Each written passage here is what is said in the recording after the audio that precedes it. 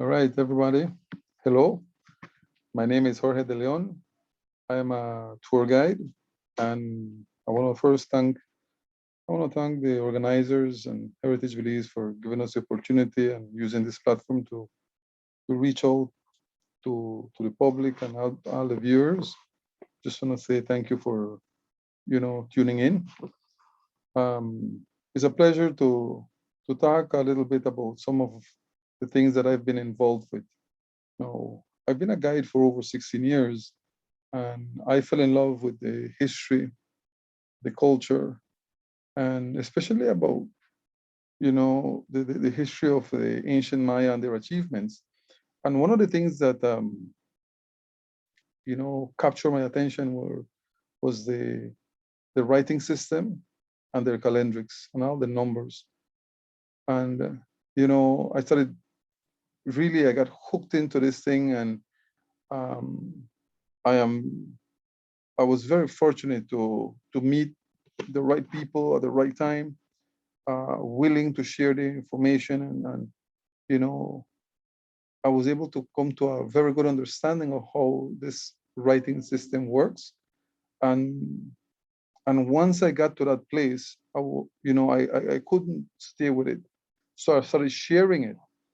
And in 2016, I started the Belize Maya Writing Club.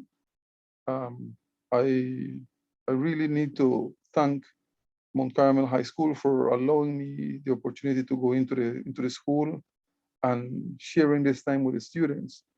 In 2016, we started with the first farmers and second farm students. It was uh, it was just a little club. The kids really bought into the idea of this club. We program a couple trips, but their enthusiasm and hunger for understanding the system, you know, we were able to take it to another level. And after a few months of teaching them, and I was seeing how good they were. I mean, they were great artists. They were really good drawing and understanding how the system works. Now, just to give you an idea of what we did with them is we basically went through the basics of how the system works, understanding that it is phonetically. Uh, the Maya use a combination of logograms and syllabograms, but everything we use with the students was the syllabograms. So we use a syllabary that was developed over the years, and this is where it all started. So we were doing it in English. We were applying the ancient writing system to English words and to any word the kids could come up with. And after a couple months, we were able to put together sentences, and they were writing. And I tricked my students, telling them that I was going to bring a couple friends over, and what I had prepared for them, because I knew they were ready. Talking with Sherry Gibbs, we were able to put together a nice presentation for some Gilling students. So they came into the class, and on that same day, I had we had the privilege of bringing in Dr. Bruce Love, who was one of the first epigraphers to actually come to Belize, at least for me, teaching how the system works. And through his organization, MAM, has reached out to many indigenous people, many Maya people throughout Honduras and Guatemala and Belize and Mexico. So we had the opportunity to learn how the system works. And that's where everything came together. So he visited me. I took him to the school, and the kids were able to give him a presentation of how they did not know he was an archaeologist, he was an epigrapher. And they didn't know that my friends that I brought over, that they were Galen students. So now we had high school kids teaching Galen students something about the history and the Maya writing. So that was really cool that we were able to do that. And, that just brought a lot of, satisfaction to the kids. And, their nervousness and everything just sort of left their bodies and they were able to concentrate more and they wanted more. And when I saw how naturally they were teaching and everything was just moving, I said, no, they're ready. So then we started reaching out to other communities. I had already started to go and reach out to communities throughout Belize. And I had made a trip down south.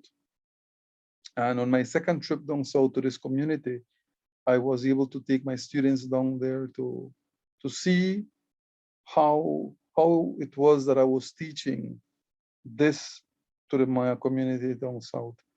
So I took them with us. We went down there. We were started teaching, and from there, many doors started opening. We went down and we started teaching.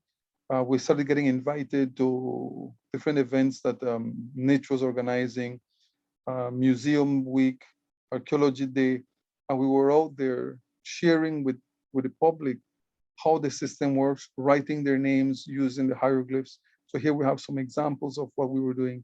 So we would take their names, break it phonetically, take each syllable, and get the representation of the glyphs and put together a hieroglyph that would represent the name of the person. So that was really cool that we were able to do that. With the students, we went down to Tumulkin. We were invited to Maya Day. We shared what we were doing down there. We were able to go to Corozal, the House of Culture in Corozal. We did a hieroglyphic workshop up there. We teamed up with UB, and we did a couple of workshops with them as well. So we've been reaching out throughout the whole country and getting the word out. Here we are at another event that was held at Cajalpech. I think this was another archaeology day that was celebrated at Cajalpech.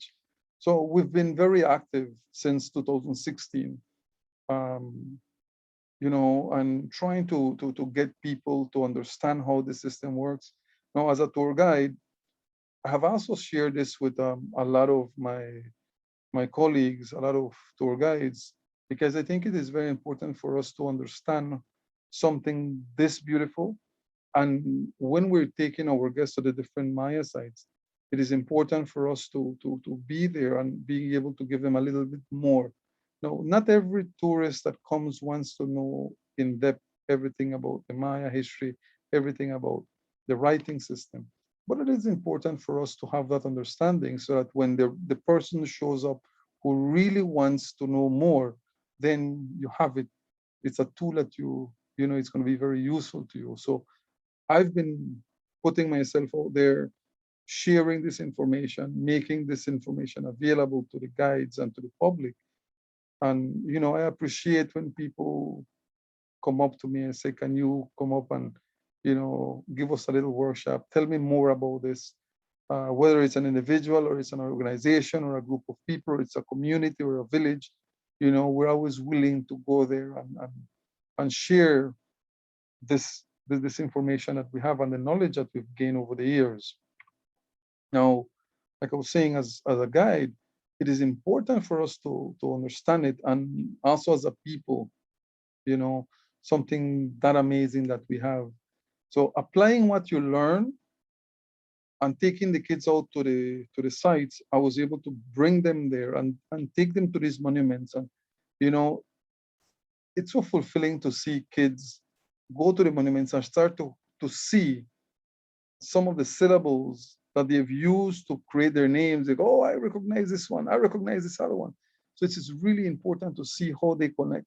And when you have somebody that speaks Maya and comes to a monument and says, hey, this glyph says this sound plus this sound. Hey, wait a minute. I recognize that. There's a word in my language that similar to that.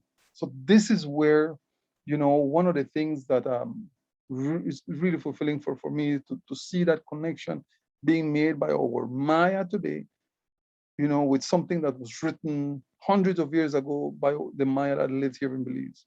Take, for example, this panel of Shunantonich. This was recently found. And here we have hieroglyphs.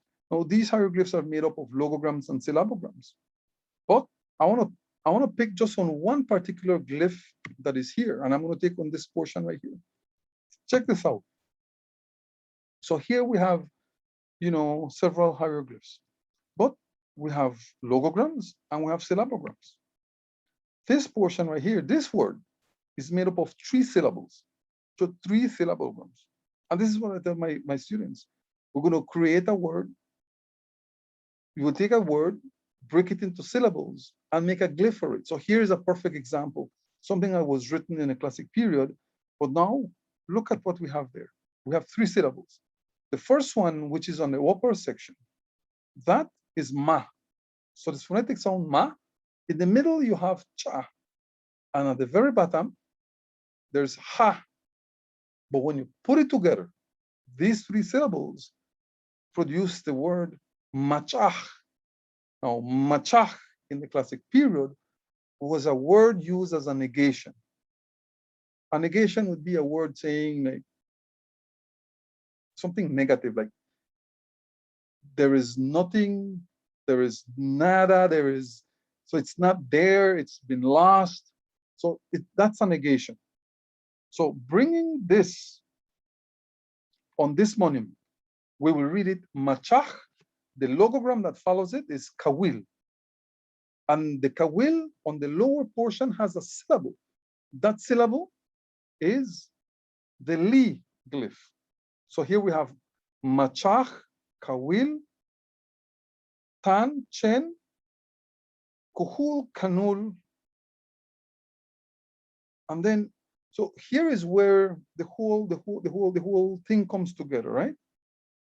Because we have a combination of logograms and syllabograms, right? And when you talk to our Maya today, you say, hey, look at what they were writing. Machach kawil. There is no kawil, there is no power. The power was lost. So machach. But then you talk to somebody who speaks Yucatec and you say, how you say no, nothing, You say ma. In another Maya language, you say mak'a. But that is what our people are speaking today. That's the negation, that's the syllable. And we look back in the past, what are the Maya using? They're saying machach, right? So this is the beauty of making that connection and seeing our people being able to connect with their past.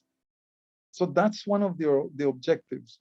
Oh, of course, it's just the beginning of our journey. I dream with one day our people who speak Yucatec, our people who speak Mupan and Quechua could come to a better understanding of how the system works so that when they show up to the Maya sites, it's more than just a stone monument with some beautiful drawings and carvings, because the stones are talking to us, and we've had a lot of, our archaeologists, epigraphers have been foreigners, have been people who, they've come to love the history and intrigued by this particular writing system. And here we are, we live here. It's here with us. It's something we've lost, but now it's time to bring it back and to have it. We need to treasure it. So I really hope that my presentation sparks an interest by our Belizean people and, reach out to me so that we could, put together sessions, whether it's, well, at the moment we need to do an online session, but, when everything is over, we could go back to face and I could go back to, traveling the country and reaching out to the communities in the south, in the central area, in the western area, in the northern part of the country. Looking forward to us being back on the road and being back out there, sharing what we love. So I just want to leave this with everybody. I just want to say that, let's, make that extra effort, get in touch with me. Let's put together something. And, if you want to learn, I am here willing to teach. And willing to share this information. Heritage Belize, thank you for the platform.